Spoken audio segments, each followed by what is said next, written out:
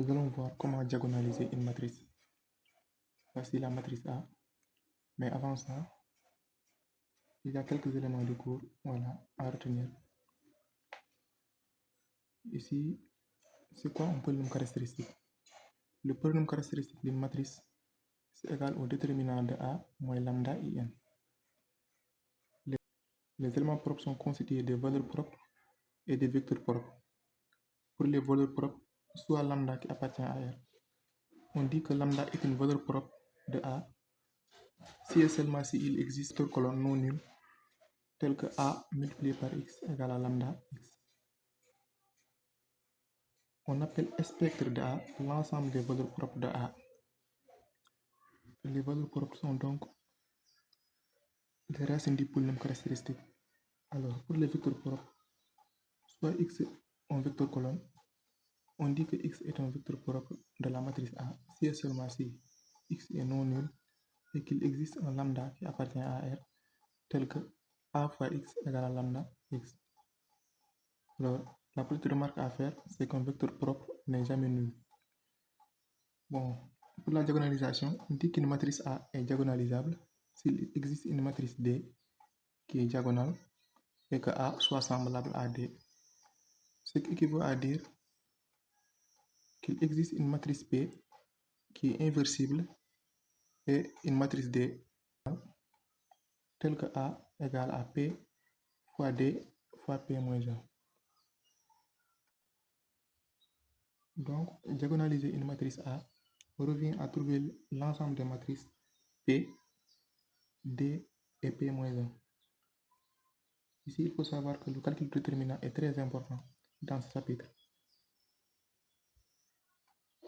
Car pour diagonaliser la matrice, nous avons besoin des valeurs propres et des vecteurs propres.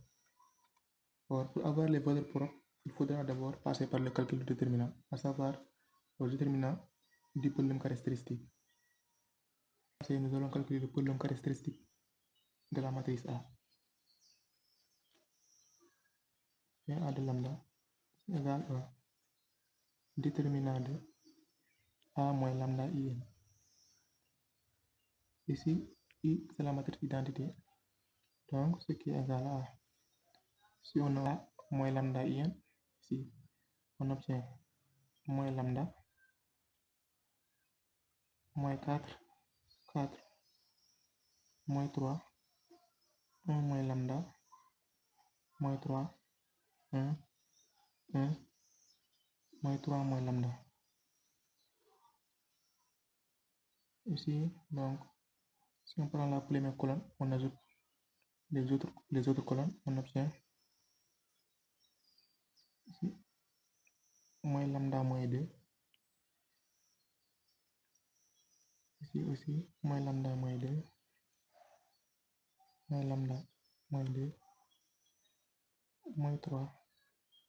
1 moins lambda, moins 3. 1, 1, moins 3 moins lambda. Ce qui va donner moins lambda moins 2. 1, 1. Moins 3, 1 moins lambda. Moins 3, 1, 1. Moins 3 moins lambda. Et donc, on contrôle la première ligne. Et donc,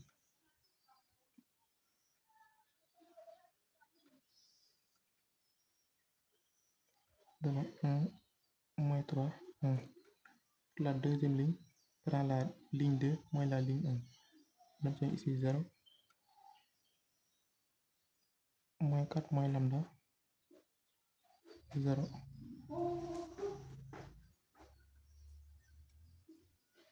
Ici, on a 1, moins 3 moins lambda. Ici, donc, on peut faire un développement suivant la deuxième ligne. On obtient donc PA de lambda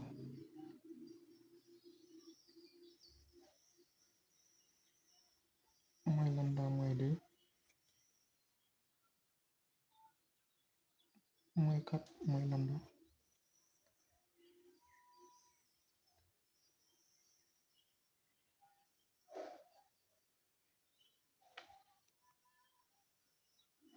1 1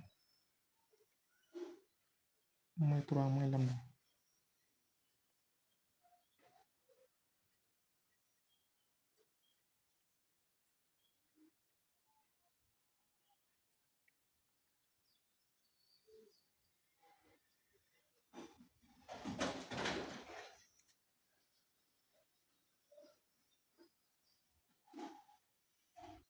Donc ici c'est 4 plus lambda. C'est 4 moins lambda autant pour nous. Donc le problème caractéristique de A est égal à moins lambda moins 2 facteur de 4 moins lambda facteur de moins 4 moins lambda. Donc nous pouvons factoriser pour faire joli. Ça fait l'affaire. Donc pour trouver les valeurs propres de A, on met P à lambda égale 0.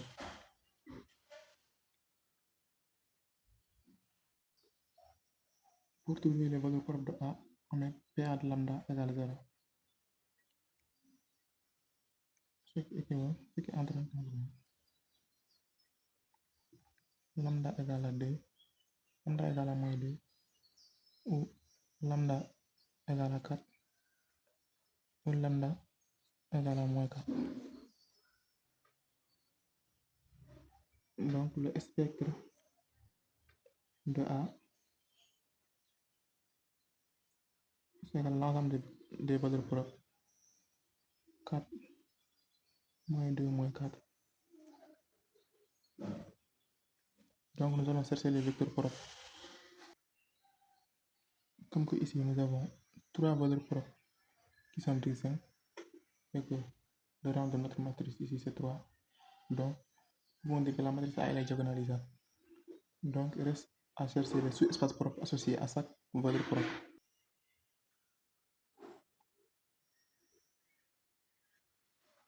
Donc, x doit vérifier A fois x égale à lambda x. Avec lambda la valeur propre. Bon, pour lambda égale à 4,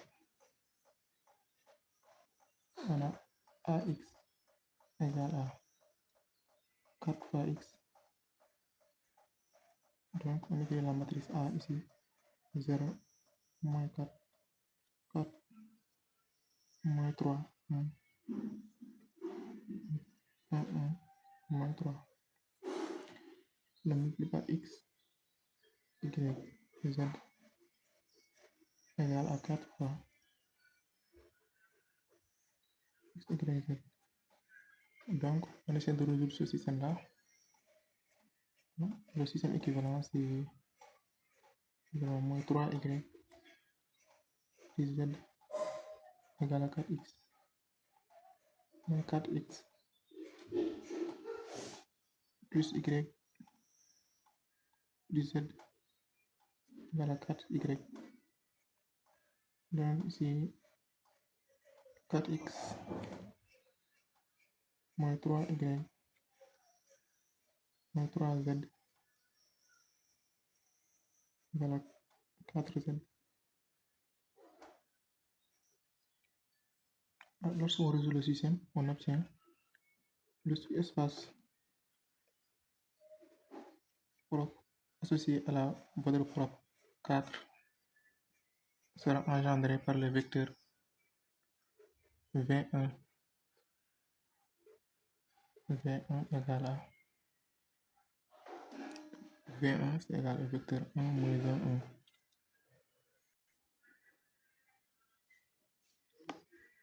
Bon, pour la valeur propre aussi lambda qui est égal à moins 2. Donc on résout le système AX égale à moins 2x. Dans ce cas aussi, on trouve le sous-espace propre associé à la valeur propre moins 2. C'est égal au vecteur du vecteur V2 avec V2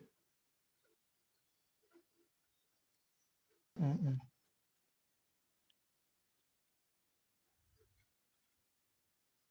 Donc, pour la valeur propre moins 4, nous AX égale à moins 4x. Et on obtient le sous-espace propre associé à la valeur propre moins 4. C'est égal à vecteur de V3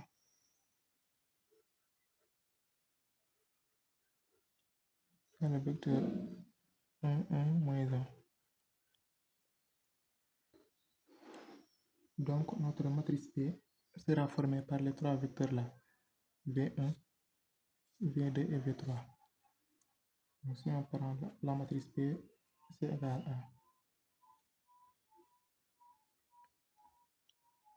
1, moins 1, 1, 1, 1, 1, 1, 1, moins 1. Il faut savoir que la matrice, elle n'est pas unique. Je pourrais aussi prendre V1, non, V1, V3, V2, ou bien V3, V1, V2. Donc ici, on peut facilement vérifier que le déterminant de P est différent de 0. Donc la matrice P, elle est inversible. Comme P est inversible, alors P moins 1 égale à 1 sur le déterminant de P multiplié par transposé de la comatrice de P. Alors, je vous laisse faire le calcul. On va trouver que P moins 1 égale 1 demi, 0, 1 demi, moins 1 demi, 1 demi, 0, 0, 1 demi, moins 1 demi. Alors, comme on a P et P moins 1, donc on va chercher la matrice D. On rappelle, la matrice A, c'est P, D, P moins 1. Donc, la matrice D, c'est égal à P moins 1 AD, AP.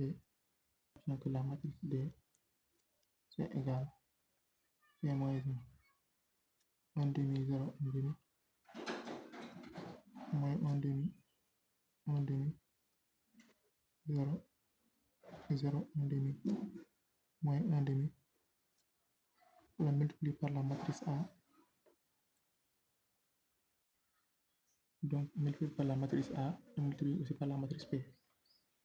Donc, après calcul, la matrice D sera égale à 0, 0, 0, moins 2, 0, 0, 0, moins 4. Voici notre matrice D. Donc, la matrice A, elle est semblable à cette matrice D là. Donc, la remarque à faire, ici, nous avons les valeurs propres sur la diagonale de la matrice D. Si on regarde bien notre matrice P, on a ici V1, ici c'est le vecteur V2 et là le vecteur V3. Le propre qui est associé au vecteur V1, c'est 4. Ici, V2, nous avons moins 2. Et ici, V3, moins 4. Si on avait commencé par V3, V2 après V1, ici on aura moins 4, moins 2 et ici 4. Donc la diagonalisation est très importante puisque la matrice A elle est semblable à la matrice D. Donc pour calculer la matrice A à la puissance n, donc il sera très facile de passer par la matrice D. Elle nous permet aussi de calculer des suites de récurrence ou bien même résoudre des systèmes d'équations différentielles. Alors c'est tout pour likez la vidéo, partagez à vos amis et abonnez-vous pour ne rien manquer.